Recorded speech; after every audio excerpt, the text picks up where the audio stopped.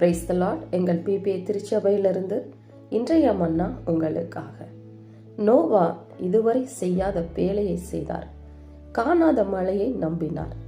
ஏன் எதற்கு என்று ஒருமுறை கூட ஆண்டவரிடத்தில் கேள்வி கேட்டதில்லை. கீழ்ப்படிந்தார், காத்திருந்தார், அவமானங்கள் பல சகித்தார். தன்னையும் தன் குடும்பத்தையும் முடிவிலே பேராபத்திலிருந்து காத்து கொண்டார்.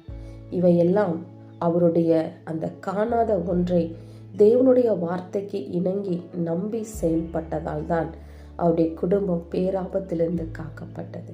கிறிஸ்துவுக்குள் பிரியமானவர்களே, இன்றைக்கு நம்மளுடைய வாழ்க்கையிலே ஒருவேளை கர்த்தர் நடத்துகிற பாதை நமக்கு புரியாமலும் இருக்கலாம், அல்லது அந்த பாதை அவமானங்கள் நிறைந்ததாயும் இருக்கலாம்.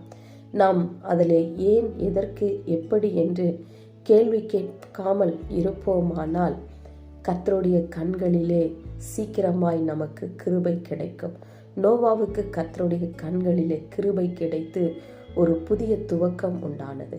அப்படியே நம்முடைய வாழ்க்கையிலும் சீக்கிரமாய் தேவனுடைய கிருபை இறங்க வேண்டும். இறங்கி ஒரு புதிய திருப்பம், புதிய வாழ்க்கை உண்டாக வேண்டுமானால் கேள்வி கேட்காதபடி நம்மளுடைய கர்த்தர் நடத்துகிற அந்த பாதையை நாம் ஏற்றுக்கொள்ள வேண்டும். ஆமென்.